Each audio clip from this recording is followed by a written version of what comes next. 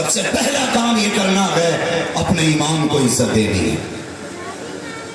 اگر ان کا کام پسند نہیں تو تنخواہیں اتنی کر دو کہ انہیں دکان رکھنے کی ضرورت نہ پڑے. مولوی تعویذ کر رہا، امام تعویذ کر رہا، کرے گا نہیں. تم تعویذ میں 500 دے سکتے ہو، امام کے چندے میں 100 روپے ڈالی. ہاں، امام کے چندے میں 100 روپے نہیں. اور تعویذ کے لیے وہ کہتا ہے نا 1100 روپے لگ جائیں گے، ساری بلائیں بھاگ جائیں گی. تو کہتا 1151 دوں گا، کاٹ دو. چندے میں 100 روپے بھاری، تعویذ کے 1100 کم. کہاں ہیں ہم؟ کیا کر رہے ہیں ہم؟ کس جگہ کھڑے ہیں ہم؟ خدا کے واسطے تنخواہیں اتنی کرو کہ کم سے کم یہ دوسری طرف توجہ نہ کرے. توجہ نہ کرے. تکلیف کی بات نہیں ہے، میں یہ کڑوی سچائی ہے. لوگ امامتیں چھوڑ کر کے بزنس پہ جا رہے ہیں. اگر یہ حالات رہے ایک دن امام ڈھونڈتے ڈھونڈتے مر جاؤ کہ کوئی امامت کرنے والا نہ ملے. خوش نصیبی ہے. کئی بار علماء سے آپ نے سنا ہوگا کہ جمعے کے دن پہلے مسجد میں آیا کرو، پہلے مسجد میں آیا کرو، زیادہ ثواب ہے. لیکن جانتے ہو علماء اکرام نے یہ بھی فرمایا ہے کہ جو دنیا میں عالم کے جتنے قریب بیٹھتا ہے اللہ نیکیاں اتنی زیادہ عطا فرماتا ہے. اب پیچھے والے ناراض نہ ہوں کہ ہم تو پیچھے ہی رہ گئے. ہاں کوئی بات نہیں، جو جہاں ہے وہیں سے علماء کو محبت سے دیکھے. اگر حسد سے دیکھو گے تو آگے بھی خیریت نہیں ہے، اور محبت سے دیکھو گے تو پیچھے بھی کبھی نہیں رہے گی. اور آپ کو لگتا ہوگا کہ زیادہ تعریف میں نے اس جماعت کی ہے. میں نے کچھ بھی نہیں کہا اس جماعت کے بارے میں. بس اتنا سمجھ لیجئے اگر یہ قبرستان میں قدم رکھ دے تو اللہ قبروں سے عذاب اٹھا دیتا ہے. یہ وہ جماعت ہے اور کوئی عام جماعت نہیں. اس جماعت کا انتخاب قرآن کے لیے عالم ارواح میں ہو چکا ہے. اگر کوئی سمجھتا ہے میں محنت سے عالم بنا، میں نے طاقت لگائی تو عالم بنا، نہیں، خدا کی رحمت سے عالم بنے. مقدر کے دھنی ہو کہ دین اور قرآن کے لیے تمہیں عالم ارواح میں چنا گیا تھا. مگر کبھی کبھی ایسا ہوتا ہے جن جگہوں پہ علم والوں کی کثرت ہوتی ہے وہاں لوگ اہمیت کم سمجھتے ہیں. اسی بستی میں جانتا ہوں ایسے قداور عالم موجود ہیں کہ جو پورے ہندوستان کے علم کی پیاس بجھا رہے ہیں. وہ اسی بستی سے تعلق رکھتے ہیں. تو ہو سکتا ہے جو ان کا چاچا ہوگا وہ تو یہ کہے گا نا میں فلاں مفتی کا چاچا ہوں، میری نظر میں کس حافظ کی کیا اہمیت ہے. کوئی یہ بھی سمجھ سکتا ہے وہ تو میرے بھتیجے لگتے ہیں. کسی کو یہ بھی ناز ہوگا وہ میرے بیٹے لگتے ہیں. سنیں، بھتیجا، بیٹا، پوتا، بھائی، یہ سارے رشتے بعد میں جڑتے ہیں. مصطفیٰ کی وراثت کا رشتہ سب سے پہلے ہوا. آج میں شروع میں یہ بات کہہ دوں، تکلیف ہوتی ہے. لوگ کہتے ہیں مولانا گھر میں برکت نہیں. کیوں؟ آپ دور سے آئے، ذرا کچھ آپ لے کے آئے ہوگے ایسا جو گھر میں برکت ہو جائے. ٹھیک ہے ہم لوگ مسافر ہیں، دور سے آئے ہیں، لیکن کبھی اپنے گریبان میں جھانک کے دیکھنا، کیا ہم علم والوں کی اپنے بستی کے اتنی عزت کرتے ہیں جتنی اس کی کرتے ہیں جس کو ہم نے باہر سے بلایا ہے؟ سننا میری بات، مجھے اس کی پرواہ نہیں کہ کس کو برا لگے کس کو اچھا لگے. میرا اپنا مزاج ہے، میں آئینہ ہوں، دکھاؤں گا داغ چہرے کے، جسے خراب لگے سامنے سے ہٹ جائے. یہ کمیاں ہمارے بیچ رہی ہیں. کبھی کبھی جلسوں میں حضرت ایسا ہوتا ہے کہ ایک استاد 5 سال بچے کو محنت کر کے پڑھاتا ہے. 5 سال کی محنت کے بعد ایک بچہ حافظ قرآن بنا. کتنے سال کے بعد؟ اندازے بیاں میرا بہت شوق نہیں ہے، شاید کہ اتر جائے تیرے دل میں میری بات. یہ مت سوچ میں اس نے بات کیا چھیڑ دی. میری کوشش رہے گی محفل یہاں سے شروع ہو، ختم کربلا میں جا کے ہونی چاہیے. مگر جو ضروری بات ہے یہ بھی کہہ کے میں بات آگے بڑھاؤں گا. میں اس کی بھی پرواہ نہیں کرتا کہ کتنے نعرے لگیں گے، کتنے لوگ انعام لٹائیں گے. انعام یہ نہیں جو صرف آپ دے دیں، انعام وہ ہے جو خدا قیامت میں دے گا. اگر ایک بندے کے دماغ میں بات اتر گئی تو قسم خدا کی میرا سب سے بڑا انعام ہو جائے گا. کئی ہم نے بھی حضرت کچھ غلطیاں کی ہیں، ہم بھی بھول کرتے ہیں، ممبر والوں سے بھی چوک ہوئی ہے. وہ کیا ایک استاد 5 سال ایک درسگاہ میں پڑھاتا ہے، تب جا کے ایک حافظ قرآن تیار ہوتا ہے. ہماری قوم مل کر کے ایک جلسہ کرتی ہے، پھر میرے جیسے کم علم آدمی کو بلایا جاتا ہے کہ تمہیں ان ہزاروں لوگوں سے بات کرنی ہے. میں آیا، آپ نے بلایا، لیکن بلانے کا انداز آپ جانتے ہیں. کسی بھی مدرسے کا آپ اشتہار لے لیں، سب سے بڑا نام اس کا ہوتا ہے جو 1 گھنٹے کے لیے آیا ہے، اور سب سے چھوٹا نام اس کا ہوتا ہے جس نے 5 سال خون پسینہ ایک کیا. سب سے چھوٹا نام اس کا جس نے خون پسینہ ایک کیا ہے. غلطی آپ کی بھی نہیں ہے، کتنے خطبہ کو تو اسی بات سے تکلیف ہو جاتی ہے اشتہار میں میرا نام چھوٹا کیوں ڈالا گیا ہے، میری ویلیو کیا سمجھی ہے تم نے. میں کہتا ہوں حق حقدار رسل، جس کا جو حق ہے وہ اس کو دیا جانا چاہیے. اشتہار اگر مدرسے کے چپنے چاہیے، سب سے بڑا اس کا نام ہونا چاہیے جس نے 5 سال تک 4 بجے اٹھ کے قرآن والوں کو اٹھایا ہے، 3 بجے اٹھ کر کے بچوں کو وضو کرایا ہے. سب سے بڑا نام اشتہار میں اس کا ہونا چاہیے جس نے ٹھنڈے پانی سے وضو کر کے قرآن والوں کو قرآن پڑھایا ہے. جس نے بچوں کی فکر نہ کی اس کا نام بڑا کرو، جس نے گھر جانے کی فکر نہ کی اس کا نام بڑا کرو، جو راتوں کو جاگتا رہا اس کا نام بڑا کرو، جس نے 5 حافظ قرآن دیے اس کا نام بڑا کرو. خدا کی قسم 1 گھنٹے والا اخبار نہیں، اخبار وہ ہے جس نے تیرے بیٹے کے سینے میں قرآن کے 30 پارے اتار دیے. تکبیر، نعرہ رسالہ، شان حسین کانفرنس، مفتی حماد رضا صاحب مراد آبادی. نعرہ تکبیر.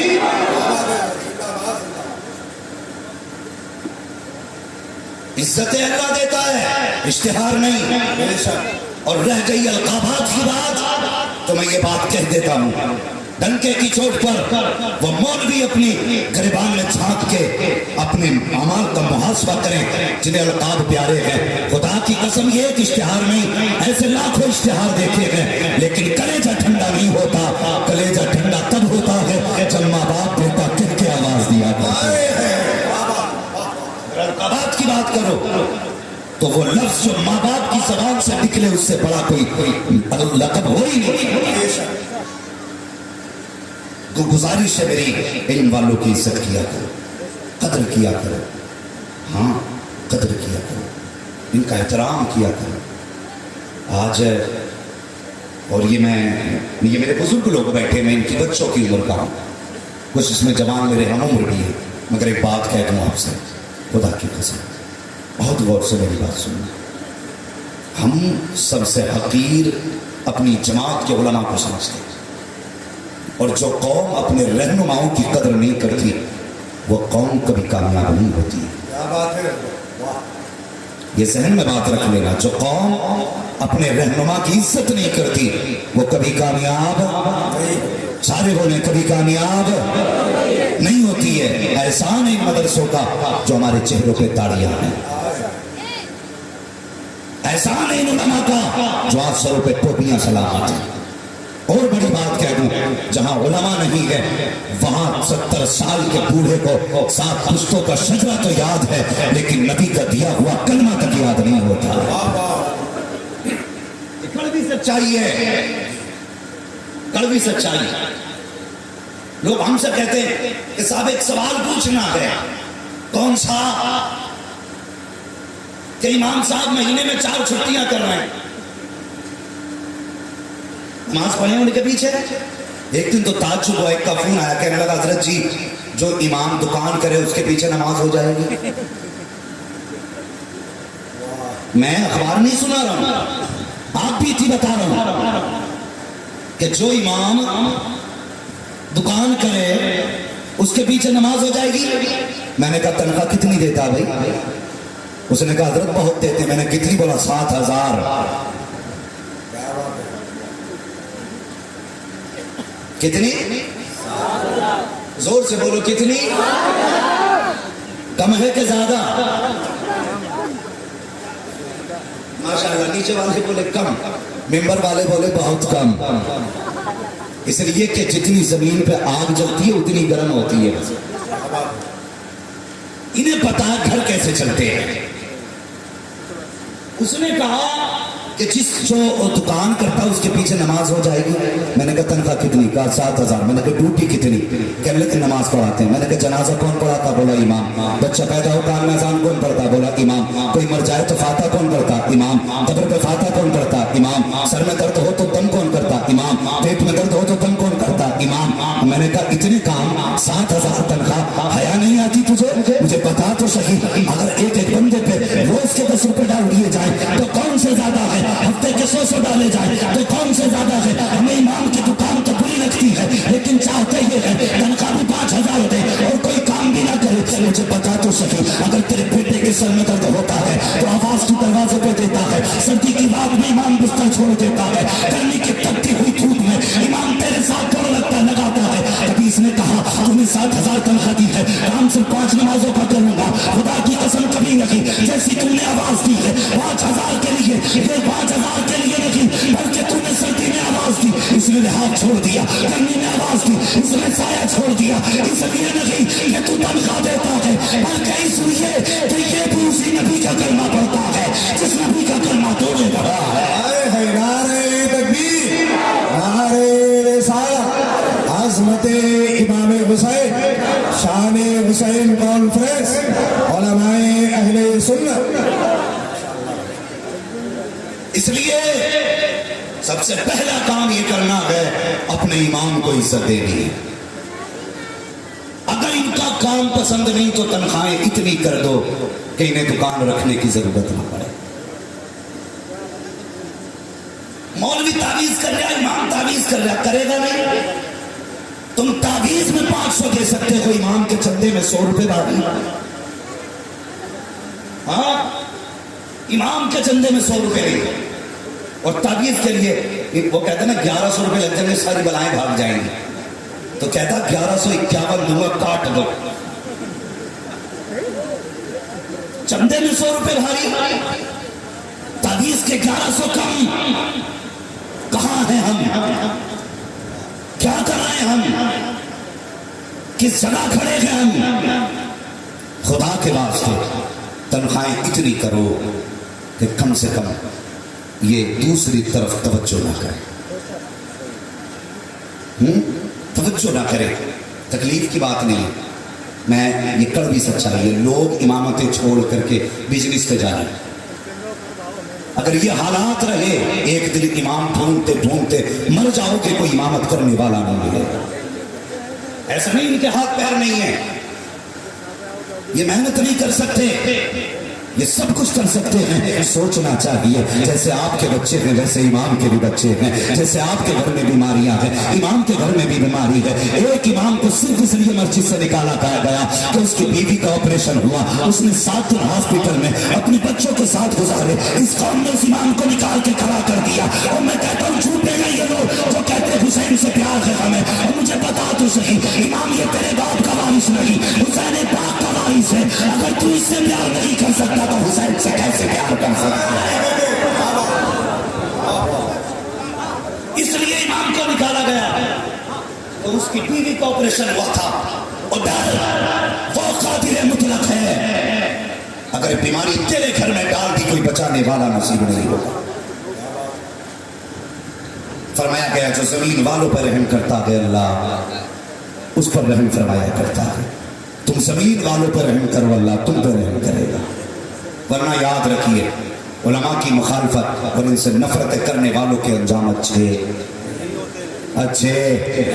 ایک بڈھا تھا مسجد کے آگے، ہمارے بڈھا بولتے ہیں، آپ کے یہاں پتہ نہیں کیا بولتے ہیں، زیادہ عمر کے آدمی نہیں بولتے ہیں آپ. اس کا ہنسنا مت، میں بس بات سمجھانا چاہتا ہوں. اس نے کباڑ میں نا سوراخ تھا، اس کی لکڑی کے کباڑ تھے. اس کی نظر مسجد کے گیٹ پہ لگی رہتی تھی، امام کب نکلنا ہے، کب آیا کب گیا، یہی دیکھتا رہتا تھا. جانتے ہو ایک دن نہ وہی کباڑ اس کے اوپر گرا، اس کے نیچے دب کے بڈھا مر گیا. اس لیے علم والوں کی عزت کیا کرو. ورنہ میں گزارش کروں گا نوجوانوں، مرنے سے پہلے کم سے کم ایک پودا قرآن کا اپنے گھر میں لگا جاؤ. ایک پودا قرآن کا اپنے گھر میں لگا جاؤ. یہ پودا تمہیں نرسری میں نہیں ملے گا. پودے سے مراد کم سے کم ایک بیٹے کو قرآن کا قاری بنا جاؤ. یہی کربلا کا پیغام ہے. کم سے کم ایک بیٹے کو قرآن کا قاری بنا کے جاؤ. مزاج یہ ہے، امیر کہتے ہیں بیٹے کو MBBS بنانا ہے، غریب کہتا ہے بیٹے کو حافظ جی بنا دیں گے، کم سے کم 2 روٹیاں ہی کھاتا رہے گا. نہ کبھی بیٹے کو 2 روٹی کے لیے نہیں، حضور کے دین کے لیے مدرسے بھیجنا ہے، قرآن کے لیے مدرسے بھیجنا ہے. اس لیے میری گزارش ہے علماء کی عزت کریں. اب میں پھر دعا کرتا ہوں، اب دیکھتا ہوں کتنے لوگ آمین کہیں گے. اللہ تعالیٰ ان علماء کے علم و عمر اور عمر رزق میں برکتیں عطا فرمائے. اللہ سلامت رکھے. جنہوں نے آمین کہا ہے مولا کربلا والوں کے صدقے میں ان کے رزق میں برکتیں عطا فرمائے.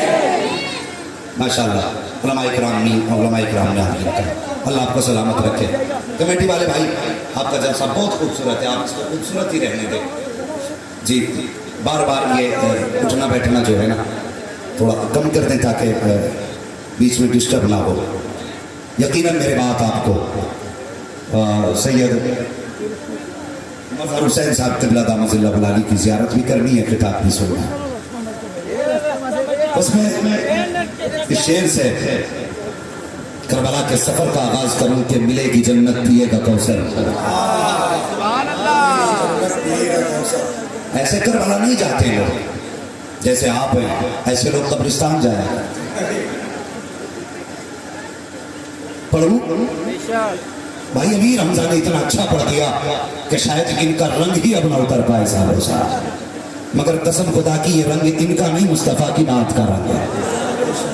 اور نعت کا رنگ کبھی عاشق کے اوپر سے اترتا، زور سے اترتا نہیں ہے. بس میں یہ شعر پیش کر رہا ہوں اور سنیں اور اپنے ہونے کا ثبوت دیں. ملے کہ جنت پیے گا کوثر. سبحان اللہ. ادھر والے لوگ کیا لنگر کے انتظار میں ہیں؟ اگر کچھ کھا پی کے گھر سے آئے ہیں تو بول دیں ذرا سبحان اللہ. ادھر والے لوگ کچھ بیچ میں نے امیر حمزہ بھائی کے دور میں بھی دیکھا کہ وہ بول ہی نہیں رہے تھے، تو میں سوچ رہا تھا یہ کیوں کہہ رہے ہیں کہ کہو ہاتھ اٹھا کے سبحان اللہ. بس میں یہ کہنے والا تھا کہ ان کی محفل میں وہی بولتا ہے جس سے وہ بلوایا کرتے ہیں، صرف وہی بولیں. ملے کہ جنت پیے گا کوثر، قبر میں اس کو ہی چین ہوگا. اللہ سلامت رکھے. ملے کی جنت پیے گا کوثر، قبر میں اس کو ہی چین ہوگا. نماز اس کی قبول ہوگی کہ جس کے دل میں حسین ہو. نماز اس کی قبول ہوگی کہ جس کے دل میں حسین ہوگا. اگر میری تعریف کوئی کرے میری ماں کا کلیجہ ٹھنڈا ہوتا ہے. آج حسین کی بات کریں گے، یقیناً جنت البقیع میں فاطمہ زہرا مسکرانے لگ جائے، نبی کی بیٹی مسکرانے لگے گی. وہ لوگوں پاکوں کا ذکر ہے، پاک طریقے سے ہونا چاہیے، سماعتیں بھی پاک ہونی چاہیے. میں اس چیز کا انتظار نہیں کروں گا کہ کوئی مجھ سے کہے ٹائم ہو گیا ہے، میں اس کا انتظار نہیں کروں گا. بس میں آپ کے چہروں سے سمجھ لوں گا. ہم پلٹتے نہیں بے جان کتابوں کے ورق، ہم وہ پڑھتے ہیں جو چہروں پر لکھا ہوتا ہے. اندازہ ہو جائے گا جتنی دیر آپ سنیں گے انشاءاللہ. ویسے میرا وقت 1 گھنٹہ لگ بھگ ہے تقریر کا، اس میں کچھ وقت بھی گزر چکا ہے. بس اب اتنی دیر گفتگو جتنی دیر آپ سنیں. ذرا کہہ دیں یا رسول اللہ اور زور سے. تیری نسل پاک میں ہے بچہ بچہ نور کا، تو ہے عین نور تیرا. جنہوں نے نعت پڑھی اللہ آج کی رات کے صدقے مصطفیٰ کا مدینہ دکھا دے. جب کہا جایا کرے نا تو آپ بھی نعت پڑھ لیا کرے. جلسے میں صرف بریلی والے نہیں آتے، جلسے میں وہ والے بھی آیا کرتے ہیں. سمجھ گئے نا؟ جلسے میں سمجھدار لوگ ہیں نا، وہ بھی آیا کرتے ہیں. اور وہ تو آتے ہی ہیں، وہ والے بھی آیا کرتے ہیں، وہ بھی آیا کرتے ہیں. وہ صرف یہ دیکھنے آتے ہیں دیکھیں انہیں اپنے نبی سے پیار ابھی کتنا ہے. اتنی زور سے سبحان اللہ کہہ دیا کرو کہ ان کے پتے پانی ہو جایا کرے.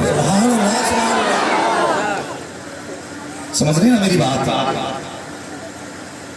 مدینہ شریف کی زمین ہے، مسجد کا صحن ہے، حضور کے صحابہ ہیں، صحابہ کے درمیان میرے حضور ایسے بیٹھے ہیں جیسے چاند ستاروں کے بیچ جگمگایا کرتا ہے۔ اچانک ایک صحابی اٹھے،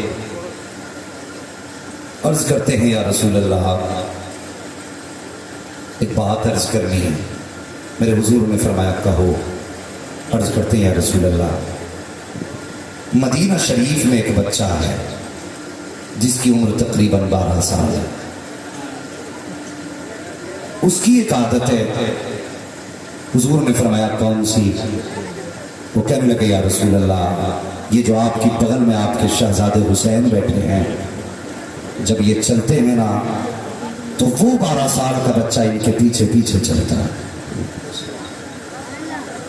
حضور نے فرمایا پھر کاقا بات یہ ہے کہ جب وہ آپ کے نواسے قدم اٹھاتے ہیں مٹی پہ نشان بنتے ہیں تو وہ ان کے قدم کی جگہ سے مٹی اٹھاتا ہے اور اٹھا کے سر پہ ڈال دیتا ہے، کبھی چوم لیتا ہے، کبھی آنکھوں سے لگا لیتا ہے۔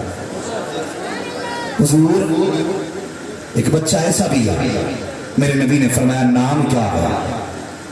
کہا یا رسول اللہ اس بچے کا نام ہے حبیب ابن مزاحم۔ کیا نام ہے؟ حبیب ابن مزاحم۔ حضور نے فرمایا بلاؤ۔ آقا کے حکم پہ بچے کو بلایا گیا۔ جب خبر پہنچی بچہ کھانا کھا رہا تھا، کسی نے کہا سرکار نے بلایا ہے، تمہاری شکایت کی گئی ہے۔ بچے کے ہاتھ سے لقمہ چھوٹا اور بغیر چپل پہنے ننگے پیر بچے نے دوڑنا شروع کیا۔ تعجب کی بات تھی جو بلانے آیا تھا وہ پیچھے تھا، جس کو بلایا جا رہا تھا وہ آگے جا رہا تھا۔ کسی نے کہا ایسی بھی کیا جلدی؟ شکایت کی گئی ہے دربار میں، حضور کی چوکھٹ پہ شکایت ہے، ڈر نہیں لگا؟ اس نے کہا وہ کسی اور حاکم کی چوکھٹ ہوگی جہاں جاتے ہوئے مجرم ڈرا کرتے ہیں، یہ مصطفیٰ کی چوکھٹ ہے، یہاں مجرم ڈر کے نہیں مسکرا کے جاتے ہیں، تبھی تو اعلیٰ حضرت کہتے ہیں چور حاکم سے چھپا کرتے ہیں یا اس کے خلاف، تیرے دامن میں چھپے چور انوکھا تیرا۔ اللہ اکبر سنیں۔ بچہ گیا حضور کی چوکھٹ پہ پہنچا، میرے مصطفیٰ نے دیکھا، اشارہ کیا حبیب ذرا قریب آئی ہے، حبیب قریب آئے ہیں۔ میرے مصطفیٰ فرماتے ہیں حبیب شکایت کی گئی ہے۔ آقا کون سی شکایت؟ کہا اسے جانتے ہو؟ کہا جی۔ کہا کون ہے یہ؟ کہا آپ کے نواسے حسین ہیں۔ کہا جب یہ چلتے ہیں تو تم پیچھے چلتے ہو؟ جی یا رسول اللہ۔ کہا ان کے قدموں کی جگہ سے مٹی اٹھاتے ہو؟ جی یا رسول اللہ۔ پھر اٹھا کے سر پہ ڈالتے ہو؟ جی یا رسول اللہ۔ کبھی چوم بھی لیتے ہو؟ کہا جی۔ آقا فرماتے کہ یہ کرتے ہو؟ کہا ہاں۔ کہا اس کی شکایت کی گئی ہے۔ اللہ اکبر، اتنا سننا تھا۔ حبیب ابن مزاحم کی گردن جھکی، کہتے یا رسول اللہ اتنا تو میں کرتا ہوں، اب جو سزا ہوگی وہ مجھے منظور ہے۔ آقا کریم فرماتے ہیں حبیب بتا تو صحیح ایسا کیوں کرتا ہے؟ حبیب ابن مزاحم کا جواب سننا۔ آپ نے کہا تھا یا رسول اللہ پورا مدینہ حسین سے پیار کرتا ہے، لیکن میں صرف پیار نہیں بلکہ آپ کو حسین سے عشق کیا کرتا ہوں۔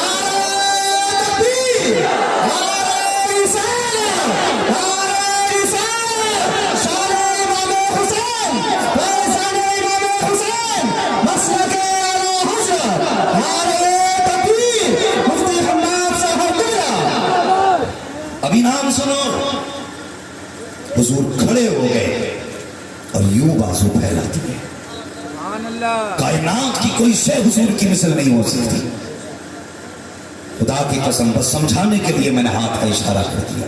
حضور نے بازو پھیلایا، سینے سے لگایا، مجھے بتاؤ جن کے قدموں کو چومنے کے لیے عرش التجائیں کرتا ہے وہ بچہ کتنے نصیبوں والا ہوگا جس کو مصطفیٰ کا سینہ مل گیا ہوگا۔